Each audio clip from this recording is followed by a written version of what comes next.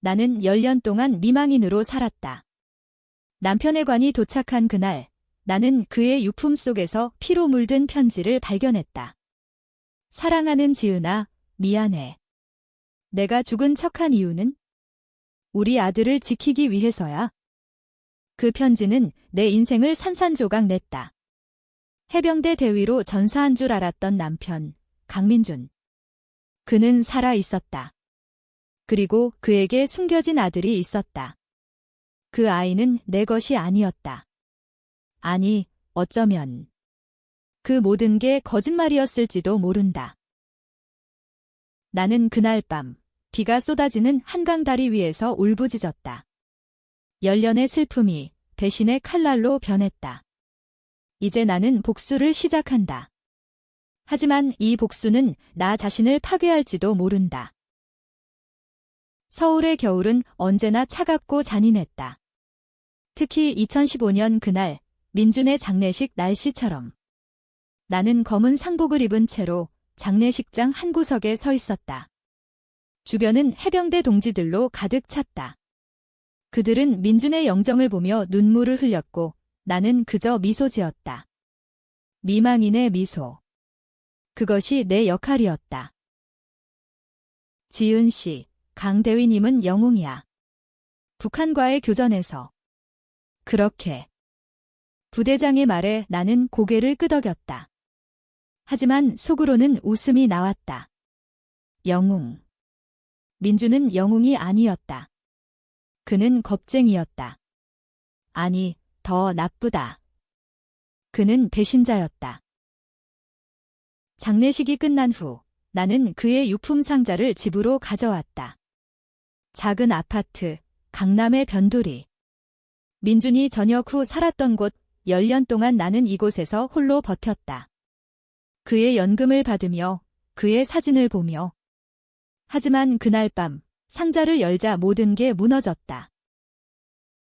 상자 안에는 그의 해병대 제식 총이 있었다. 그리고 편지 한 장, 피로 얼룩진 종이. 지은아, 미안해. 내가 죽은 척한 이유는 우리 아들을 지키기 위해서야. 그 애는 내가 아는 그 여자, 혜진의 아이가 아니야. 진짜는. 편지가 끊겼다. 혜진. 민준의 예연인? 나는 그 이름을 알았다. 민준이 입대 전에 사귀던 여자. 그는 그녀를 버리고 나와 결혼했다. 하지만 왜 피가? 왜 우리 아들이라고? 나는 떨리는 손으로 편지를 쥐었다. 다음 날 나는 민준의 부대에 연락했다. 대위님의 유품에 이상한 편지가 있어요. 조사 좀 해주세요. 하지만 그들은 모른 척했다. 그건 전사 중에 쓴 유언일 겁니다. 잊으세요. 그 말에 불이 붙었다. 나는 민준의 과거를 파헤치기 시작했다. 그의 해병대 기록, 은행 계좌, 심지어 그의 휴대폰 기록까지. 10년 전 그는 북한과의 국경 분쟁에서 실종됐다. 시신은 발견되지 않았다. 공식적으로는 전사. 하지만 은행 기록에서 이상한 점이 나왔다. 매달 500만 원의 이체. 수신자, 김혜진. 그녀는 민준의 옛 연인이었다. 지금은 제주도에서 작은 카페를 운영 중. 나는 비행기를 타고 제주로 날아갔다. 제주의 바다는 평화로웠다. 하지만 혜진의 카페는 달랐다. 작은 간판, 바다의 속삭임. 그녀는 카운터 뒤에서 미소 지었다. 어서 오세요. 김혜진 씨. 강민준 씨 알아요. 그녀의 미소가 굳었다. 누구세요? 나는 편지를 보여줬다. 그녀의 얼굴이 창백해졌다. 그건 오해예요. 민준 오빠는 죽었어요. 아니요. 살아있어요. 그리고 아들이 있다고 했어요. 혜진은 카페를 닫고 나를 안으로 데려갔다. 그녀의 집은 카페 위층. 작은 방, 그리고 벽에 사진 한 장. 10살쯤 된 소년. 민준을 닮았다. 준호야. 민준 오빠의 아들. 하지만 민준 오빠는 죽었어요. 그 편지는 그가 죽기 전에 썼어요. 거짓말. 왜 돈을 보내는 거죠? 혜진은 울었다. 민준 오빠가 전쟁 중에 실수했어요. 북한 측의 정보를 실수로 흘렸어요. 그 때문에 부대원들이 죽었어요. 그는 죄책감에 죽은 척하고 도망쳤어요. 나한테 준호를 맡기고 내 심장이 멎는 듯 했다. 민준이 배신자. 해병대의 영웅이 아니라?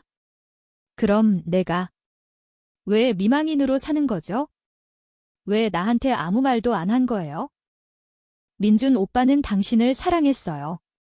하지만 당신이 그 비밀을 알면 파괴될까 봐요. 그리고 준호는 당신의 죄를 대신 짊어진 거예요. 아니, 민준의 죄를. 나는 이해할 수 없었다. 내 죄. 나는 무슨 죄를? 민준과 결혼한 죄? 그의 그림자를 짊어진 죄? 그날 밤 나는 제주 바다를 보며 생각했다. 복수. 민준을 찾아야 한다. 그리고 혜진, 그녀도 공범이다. 하지만 준호. 그 아이는 무슨 죄? 다음 날 나는 서울로 돌아왔다. 민준의 흔적을 쫓기 시작했다. 그의 옛동지, 박상사, 그는 민준의 장례식에서 울던 그 남자였다. 나는 그를 찾아갔다. 그의 사무실, 강남의 사립탐정 사무소. 박상사님, 민준 씨 살아있어요. 그는 웃었다. 지은 씨. 미쳤어요. 그 놈은 죽었어요. 하지만 그의 눈빛이 흔들렸다. 나는 총을 꺼냈다. 민준의 제식총이 말해요. 아니면 쏠 거예요. 박상사는 한숨을 쉬었다. 민준은 브라질로 갔어요. 플라멩고라는 마을. 그곳에서 새 삶을 살고 있어요. 하지만 가지 마세요. 그 놈은 변했어요. 더 위험해졌어요. 나는 비행기 표를 샀다. 브라질. 그곳에서 민준을 만나 복수할 거다. 하지만 내 마음속에 준호의 사진이 맴돌았다. 그 아이는 내 복수의 희생양이 될까? 브라질에 도착한 나는 리우의 더위를 견디기 힘들었다. 플라멩고는 작은 해변 마을. 민준은 그곳에서 마르코스라는 이름으로 살고 있었다. 작은 바를 운영하며 나는 바에 들어갔다. 그는 여전했다. 그 미소, 그 눈빛. 뭐 마실래요? 민준아. 그의 잔이 떨어졌다. 지은. 그 순간 복수의 불꽃이 타오르기 시작했다. 하지만 그의 눈에는 공포가 아니라 후회였다. 민준은 나를 바 뒤편으로 데려갔다. 그의 손이 떨렸다. 어떻게? 여기까지. 내 편지 덕분이야. 피로 쓴 그 편지. 그는 창백해졌다.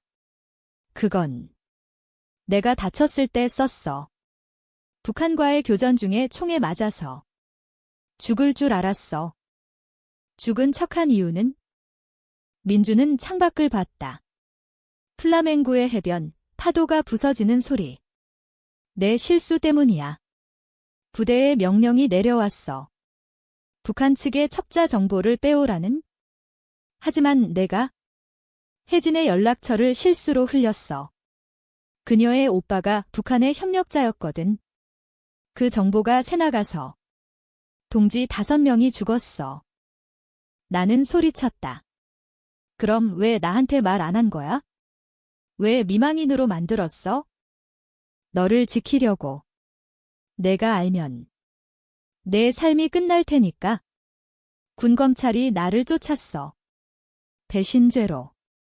나는 도망쳤고 혜진에게 준호를 맡겼어. 준호는 내 아들이야. 하지만 내가 낳은 게 아니야. 혜진과 전 입대 전에 배신의 칼이 내 가슴을 파고들었다. 준호가 내 불륜의 증거? 미안해. 하지만 준호는 무죄야. 그 애는. 나는 그의 멱살을 잡았다. 내 죄를 대신 짊어지게 할 거야. 내가 미망인으로 산 10년, 그 슬픔을 갚아줄게. 민주는 울었다. 지은아, 나도 고통받았어. 매일 내 생각만 했어. 하지만 그의 눈빛에 뭔가 이상했다. 계산된 후회. 나는 알았다. 그는 여전히 거짓말을 하고 있다. 다음 날, 나는 현지 탐정을 고용했다. 민준의 삶을 조사하라고. 결과는 충격적이었다. 그는 브라질에서 돈 세탁을 하고 있었다. 한국에서 도망친 후 마피아와 손잡고. 그의 반은 위장. 그리고 준호의 사진이 그의 지갑에 있었다. 하지만 준호는 제주에 있지 않았다. 혜진이 거짓말했다. 나는 서울로 전화했다. 혜진에게. 준호 어디 있어? 그 브라질로 보냈어요. 민준 오빠가 데려갈 거래요. 분노가 치밀었다. 그들은 나를 속였다. 나는 브라질로 돌아갔다. 민준의 바에 쳐들어갔다. 준호 데려와. 민준은 웃었다. 이번엔 진짜 웃음. 준호는 여기 없어. 그리고 너도 이제 알았지? 내가 진짜 범인이라는 걸? 뭐? 10년 전 내가 민준의 편지를 읽었을 때 그 편지에 내 비밀이 있었어. 너는 민준의 부대에 정보를 흘린 게 아니야. 내 오빠가 북한 측이었어. 민준은 내 오빠를 보호하려고 배신한 척했어. 하지만 내가 그 정보를 민준에게 말했지? 실수로. 기억이 떠올랐다. 10년 전 내 오빠. 그는 북한으로 도망쳤었다. 나는 민준에게 털어놓았다. 오빠가. 위험해, 그게. 배신의 시작. 나는 무너졌다. 그럼. 내가 원인? 민준은 고개를 끄덕였다. 그래. 하지만 나는 너를 사랑했어. 그래서 죽은 척하고 도망쳤지. 우리 죄를 숨기려고. 복수가 뒤집혔다. 나는 누구를 증오해야 할까? 민준. 혜진. 아니면 나 자신. 그날 밤 나는 민준을 쐈다. 그의 다리를. 피가 흘렀다. 이게 시작이야. 하지만 그는 미소 지었다. 준호가. 내 아들이야. DNA 검사해봐. 혜진은 거짓말했어. 준호는 내가 임신했을 때 민준이 데려간 거야. 트위스트. 내 머릿속이 혼란스러웠다. 브라질의 병원에서 민준은 침대에 누워 있었다. 그의 다리에는 붕대가 감겨 있었다. 나는 그의 곁에 앉아 DNA 검사 결과를 기다렸다. 현지 병원의 빠른 검사. 결과는 충격이었다. 준호는 내 아들. 당신이 임신했을 때 왜 데려갔어? 민준은 한숨을 쉬었다. 내 오빠 때문이야. 내 오빠가 북한 첩자로 잡혔어. 군이 나를 압박했어. 내 아내의 오빠를 넘겨라. 나는 거부했어. 대신 준호를 혜진에게 맡기고 도망쳤지. 내가 미망인으로 사는 게 안전하다고 생각했어? 안전. 10년 동안 내가 아이 없이 살았어. 내가 죽었다고 믿으며. 미안해. 하지만 혜진은 그녀도 피해자야.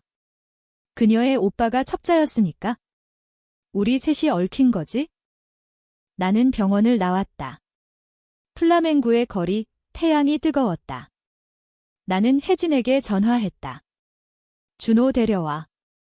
지금. 혜진의 목소리가 떨렸다. 지은 씨, 미안해요. 민준 오빠가 시켰어요. 준호를 숨기라고. 너도 배신자야. 나는 서울로 날아갔다. 제주의 카페는 문이 닫혀 있었다. 혜진은 사라졌다. 하지만 그녀의 집에서 편지를 찾았다. 지은 씨, 복수하지 마세요. 진짜 범인은 군 상부예요. 그들이 민준 오빠를 희생양으로 만들었어요. 군 상부. 박 상사. 나는 서울로 갔다. 박 상사의 사무소.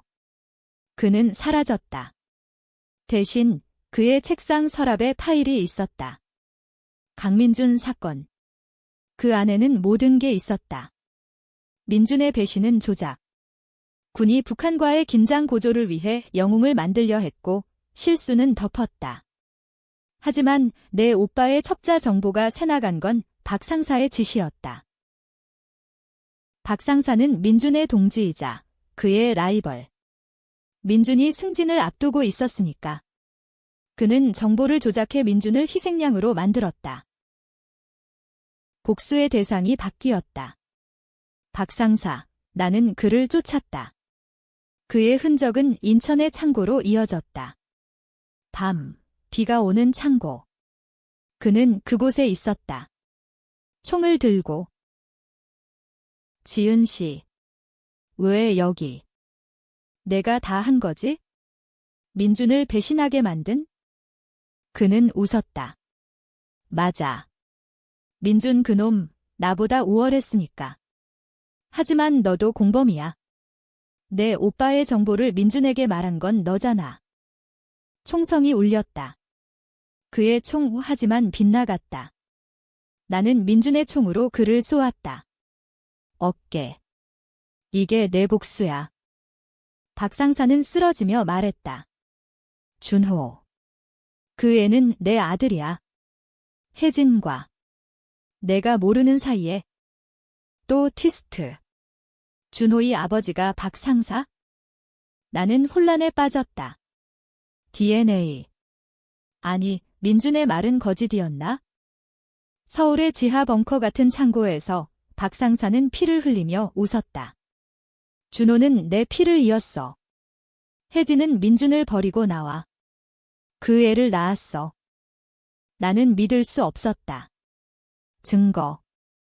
그는 주머니에서 사진을 꺼냈다. 준호의 세례 기록. 아버지, 박민수. 민준은 그걸 알았어.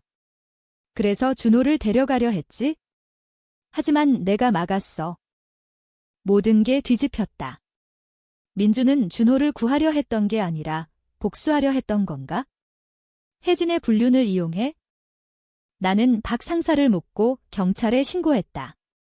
하지만 그는 도망쳤다. 창고를 빠져나가며 나는 쫓았다. 인천 항구, 컨테이너 사이, 비가 쏟아졌다. 박 상사. 그는 총을 겨누며 멈췄다.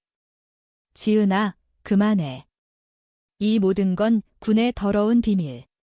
나도 희생자야. 희생자. 내가 5명의 동지를 죽였어. 아니. 그건. 내 오빠의 집 첩자 정보가 새나간 건 내 오빠가 일부러 한 거야. 북한으로 돈을 받으며. 내 오빠. 그는 정말 첩자였다. 나는 그걸 알았다. 하지만 민준에게 말한 건 실수였다. 그럼 왜 나를 미망인으로 만든 거야? 박 상사는 한숨 쉬었다. 민준이 나를 배신했어. 그는 내 오빠의 정보를 숨기고 나를 함정에 빠뜨렸어. 그래서 내가 반격한 거지? 둘 다 악마였다. 민준과 박 상사, 나는 총을 들었다.